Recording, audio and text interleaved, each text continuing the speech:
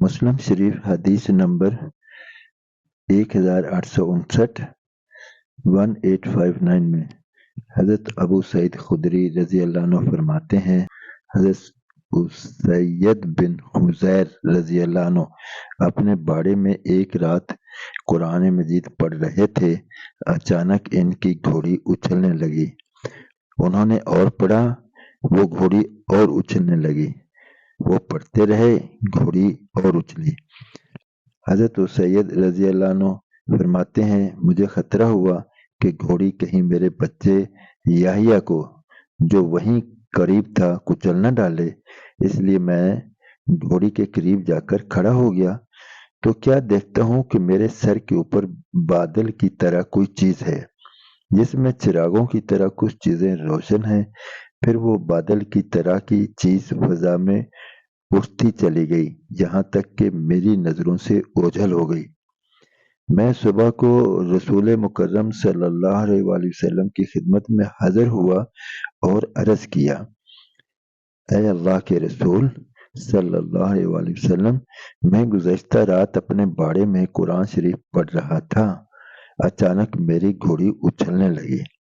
رسول اللہ صلی اللہ علیہ وآلہ وسلم نے ارشاد فرمایا، اے ابن حذیر، پڑھتے رہتے۔ انہوں نے عرض کیا، میں پڑھتا رہا، وہ گھوڑی پھر اچھلی۔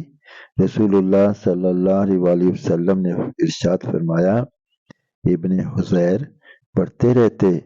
انہوں نے عرض کیا، میں پڑھتا رہا، پھر بھی وہ اچھلتی رہی۔ آپ صلی اللہ علیہ وآلہ وسلم نے ارشاد فرمایا، ابن حذیر، پڑھتے رہتے۔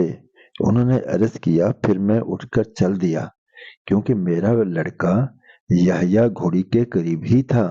مجھے یہ خطرہ ہوا کہ گھوڑی کہیں یحییٰ کو کچل نہ ڈالے تو کیا دیکھتا ہوں کہ بادل کی طرح کوئی چیز ہے، جس میں چراغوں کی طرح کچھ چیزیں روشن ہیں۔ پھر وہ چیز فضا میں اٹھتی چلی گئی، یہاں تک کہ میری نظروں سے اوجھل ہو گئی۔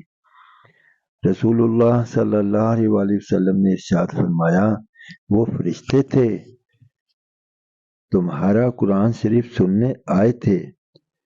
اگر تم صبح تک پڑھتے رہتے اور لوگ بھی ان کو دیکھ لیتے، وہ فرشتے ان سے چھپے نہ رہتے۔ ایسے ہی ایک روایت مسند احمد اور طبرانی میں حضرت عبداللہ بن عمر رضی اللہ عنہما سے روایت ہے کہ رسول اللہ صلی اللہ علیہ وآلہ وسلم نے ارشاد فرمایا، روزہ اور قرآن کریم دونوں قیامت کے دن بندہ کے لیے شفاعت کریں گے۔